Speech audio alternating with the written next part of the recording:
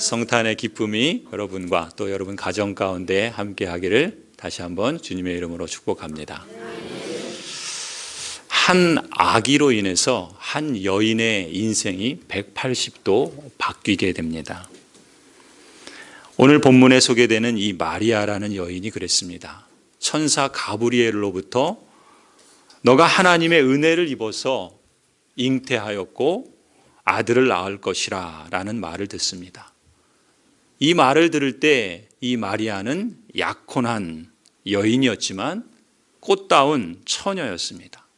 그런 마리아가 영문도 모를 아기를 잉태했다라는 소식을 들었을 때 그 소식은 기쁨의 소리가 아니라 청천벽력 같은 하늘이 무너지는 그런 소리였습니다. 이 말이 얼마나 두렵고 충격적인 소리였겠습니까? 자신은 알지 못하는데 어떻게 아이를 가질 수 있었단 말인가? 이 젊은 처녀는 놀라고 두려울 수밖에 없었죠. 천사가 이 마리아에게 자초지정을 얘기하고 하나님의 뜻을 이 마리아에게 들려주었을 때 비로소 그 사실을 깨닫고 나서 이 마리아는 이렇게 대답한 겁니다. 주의 계집종이 오니 주님 말씀대로 내게 이루어지려다. 그리고 마리아가 찬양하는 그 찬송이 오늘 우리가 읽은 본문입니다. 내 영혼이 주를 찬양하며 내 마음이 하나님 내 구주를 기뻐하였음은 그의 여종의 비천함을 돌보셨음이라. 보라 이제 후로는 만세의 날을 복이 있다 일컬으리로다. 능하시니가 큰 일을 내게 행하셨도다. 마리아의 인생은 비천한 시골 처녀가 아니라 이제 세세토록 온 세계에 있는 수많은 사람들이 복받은 여인이라고 기억할 그런 여인으로 180도 바뀌게 된 것입니다. 마리아 이 한 여인에게만 그런 것이 아닙니다. 이 예수 그리스도의 나심은 예수 그리스도를 만나는 모든 사람에게 그 인생의 변화를 가져다 줍니다. 제가 토론토에 있을 때 당시 사람들에게 많이 읽혀지고 관심을 받았던 책이 있습니다. Gifted Hands라고 하는 신의 손이라고 말할 수 있는 그런 책이었습니다. 그 책의 주인공은 미국의 존스 홉킨스 그 대학병원의 소아외과 의사였습니다. 이 의사의 이름은 벤 칼슨이라고 하는 의사였는데 이분이 어떤 일을 했나 하면은 4살짜리 수술을 포기해서 생명의 불씨가 꺼져가는 그 4살짜리 악성 뇌암에 걸린 어린 환자, 그리고 만성 뇌염으로 하루에 120번씩 발작을 일으키는 어린 아이를 수술해서 완치시킨 그런 의사였습니다.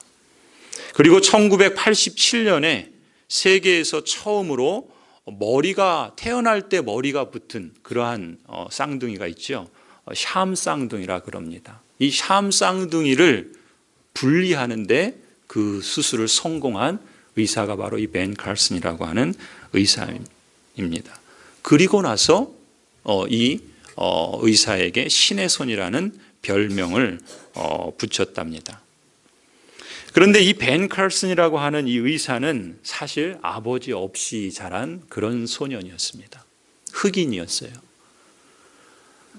청소년 때 어렸을 때 소위 말하는 불량소년이었습니다.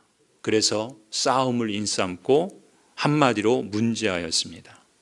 흑인이었기 때문에 친구들에게 따돌림 당하고 아버지가 없다라는 것 때문에 무시를 당하고, 그래서 그 아이의 모습은 그저 문제아 그 이름에 딱 맞는 모습이었습니다. 심지어 이 아이는 초등학교 5학년 때까지도 구구단을 외우지 못했답니다. 우리는 구구단 언제 다 외우죠? 요즘은 유치원에서 다 외운다면서요? 구구단이 아니라 13단을 외운다는 얘기도 제가 들은 것 같은데, 이 벤 칼슨은 5학년이 돼서도 구구단을 못 외울 정도였다 그래요. 수학 시험을 받으면 어떻게 했습니까? 한 문제도 못 맞춰서 놀림을 당하는 그런 아이였다 그래요. 그러던 아이가 신의 손이 된 겁니다. 어느 날 기자가 이 의사에게 물었답니다. 오늘의 당신이 있도록 만들어준 것은 무엇입니까? 그때 이 벤 칼슨 박사가 이렇게 대답했답니다. 그것은 나의 어머니 덕분입니다. 어머니는 내가 늘 꼴찌를 할 때도 흑인이라고 따돌림을 당할 때도 언제나 저에게 이렇게 말씀하셨습니다. 넌 마음만 먹으면 무엇이든 할 수 있어. 노력만 하면 할 수 있어. 이런 말을 끊임없이 들려주면서 이 소년을 격려하고 용기를 주었답니다. 사실 그의 어머니는 학교라고는 3년밖에 다닌 적이 없었다 그래요. 말하자면 우리식으로 보면 초등학교도 졸업하지 못하신 그런 분이었습니다.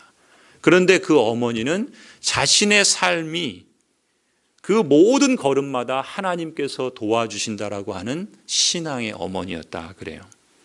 그 신앙의 어머니를 보고서 그 신앙의 어머니가 끊임없이 다른 사람들은 무시하고 열등하다고 또 문지하라고 낙인 찍었던 이 소년에게 끊임없이 그 신앙으로 격려했던 것이죠.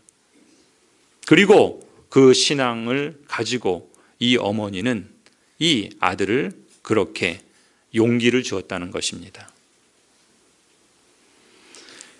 그 아이가 쓴 자서전이 바로 Gifted Hands라고 하는 신의 손이라고 하는 은총을 받은 손이다라고 이렇게도 말할 수 있겠죠.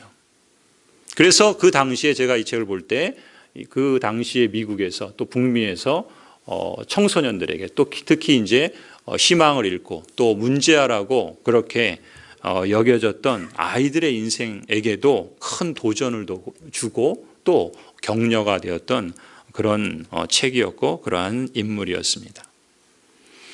예수님을 만나는 사람에게는 그러한 삶의 변화가 있습니다. 운명이 바뀌는 것이죠. 사람들이 볼 때 문지아라고 할 수 있는 그 아이가 어느새 신의 손이 될 수 있을지는 아무도 모르는 겁니다.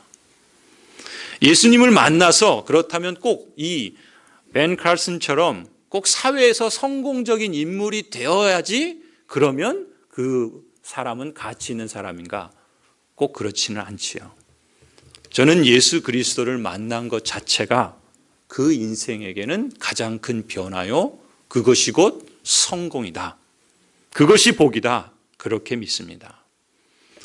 오늘 우리는 5명의 아이들에게 세례를 줍니다. 엄마들이 지난 3주 동안 교육을 받으면서 배웠던 것 또 다짐했던 내용을 간단하게 정리해서 이따 세례를 받을 때 고백을 할 겁니다.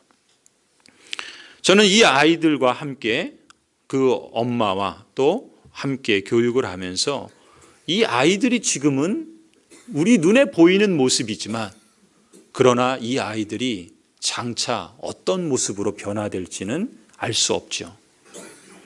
그러나 중요한 것은 이 아이에게 예수 그리스도의 생명이 있다라는 것입니다. 그리고 그 사실은 이 아이들에게는 이 세상의 어떤 그 무엇을 성공적으로 이루기 전이라 할지라도 그것만으로도 이 아이들의 인생은 복되고 참으로 고귀한 그러한 사람이다. 그렇게 볼 수가 있지요.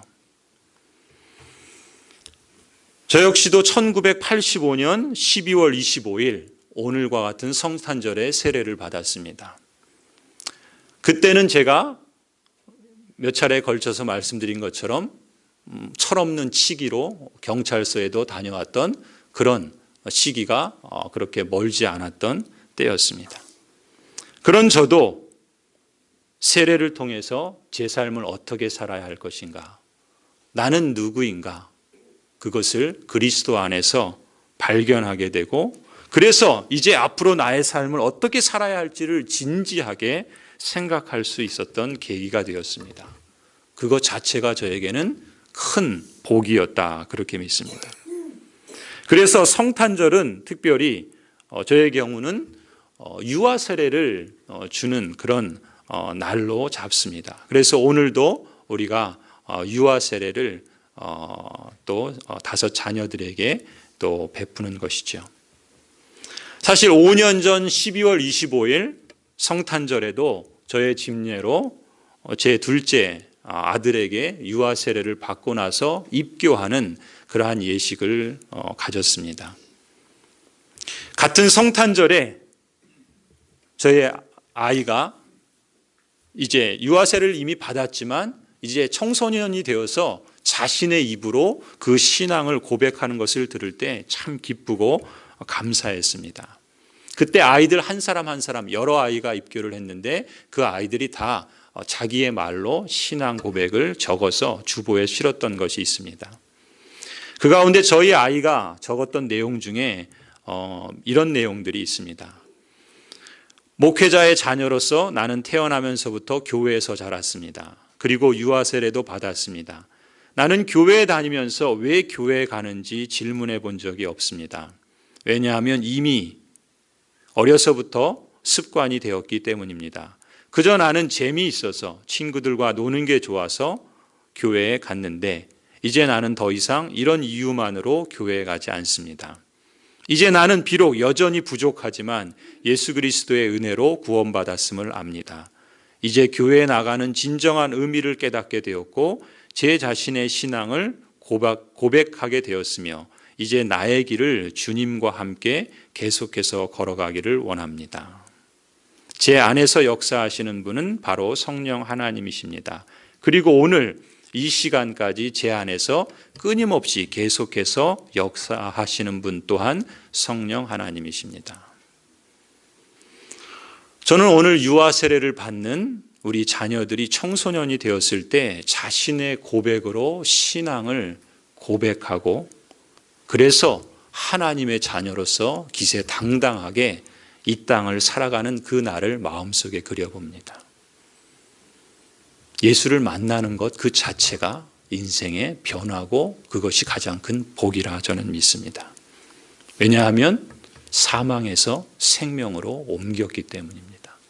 저주에서 축복으로, 죄인에서 의인으로, 슬픔에서 기쁨으로, 두려움에서 담대함으로, 소극적인 것에서 적극적으로, 부정적인 것에서 긍정적으로, 나태함에서 부지런함으로 자신의 유익만이 아니라 하나님의 나라와 교회의 유익을 찾고 더 나아가서 이 땅의 유익을 구하고 보이는 것만이 아니라 보이지 않는 것, 영원한 것을 찾고 구하고 얻게 되는 놀라운 삶의 변화.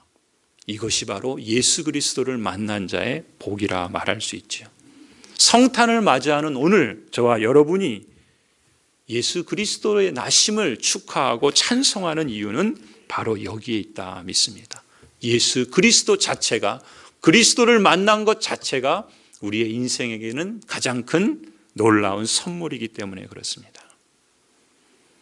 오늘 여러분의 삶이 이 복을 확인하고 또 여러분이 예수 그리스도를 만나서 신앙 고백하던 그 날의 감격과 기쁨을 기억하시기 바랍니다. 혹 그것이 없는 분들에게는 그것을 여러분에게 주시기를 간구하시기를 바랍니다. 예수 그리스도를 만남으로 인한 인생의 변화를 여러분이 누리실 수 있기를 기원합니다. 예수 그리스도를 만나는 일은요, 이러한 운명의 변화만이 아니라 삶에서 추구하는 목적도 변화를 가져다 줍니다. 오늘 본문의 이 마리아는 청천벽력 같은 그런 끔찍한 소식을 들었으나 그것이 하나님의 놀라운 섭리라는 것을 깨닫게 되었을 때 자신이 찬송하는 그 찬송 가운데 자신의 삶의 꿈을 담아서 노래하고 있습니다. 마리아는 자기를 통해서 오실 하나님의 아들 예수 그리스도를 통해서 하나님께서 큰 일을 행하시고 행하실 것이라는 것을 깨닫게 되지요. 이렇게 고백합니다. 마음의 생각이 교만한 자를 흩으시고 권세 있는 자들을 그 위에서 내리치시고 비천한 자를 높이시고 줄이는 자를 좋은 것으로 배불리시고 부자는 빈손으로 보내시고 하나님의 백성을 도우사 긍휼히 여기시고 영원히 함께 계실 것이라. 시골뜨기 어린 처녀였던 이 마리아의 삶이 이제는 세상을 변화시키는 가장 위대한 일을 행하실 하나님을 보게 되는 겁니다. 그리고 그 일을 자신을 통해서 이루실 것에 대한 찬송과 감사가 그 어린 소녀의 입에서 터져 나왔던 것이죠. 앞서 말씀드렸던 것처럼 벤 카슨은 이렇게 말을 합니다. 어떤 사람들은 인생에서의 성공이란 자신이 얻을 수 있는 것보다 더 많은 것을 삶을 통해서 얻는 것이라고 생각을 한다. 그러나 나는 성공이란 자신을 초월하여 다양한 방법으로 다른 사람들을 돕는 것이라고 생각한다. 이것은 자녀들이 최선을 다하는 생활을 해나갈 수 있도록 격려하는 아버지가 되는 것일 수도 있고, 또는 어떤 일을 하더라도 그 일에 충실할 뿐 아니라 최선을 다하겠다는 각오로 그 일을 수행하는 것과 같이 단순한 일일 수도 있다. 예수 그리스도를 주님으로 인정하며 사는 모든 인생에는 삶은 참으로 가치 있고 고귀하고 위대하다라는 것을 깨닫게 됩니다. 그래서 그 자신의 삶을 통해서 가치 있는 하나님의 큰 일을 이루고자 하는 그런 소망을 갖고 자신이 그러한 복을 받은 것처럼 축복의 통로로 살아가기를 소원한다는 것이죠. 삶의 위대함은 무엇입니까? 예수 그리스도를 만남에 있고, 그 예수 그리스도를 만났기 때문에 자신에게 주신 그 삶의 질을 이제 다양한 방법으로 누군가를 도울 수 있는 복의 통로로 사용되겠다고 하는 이러한 모습 가운데 있는 것 아니겠습니까?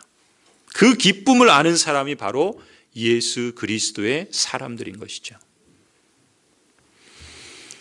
이 땅에서 영원을 노래한 시인이라고 알려진 구상 선생이 계십니다. 이 구상 선생이 이런 시를 쓰셨습니다. 그 제목은 성탄을 70번도 넘게라고 하는 시입니다.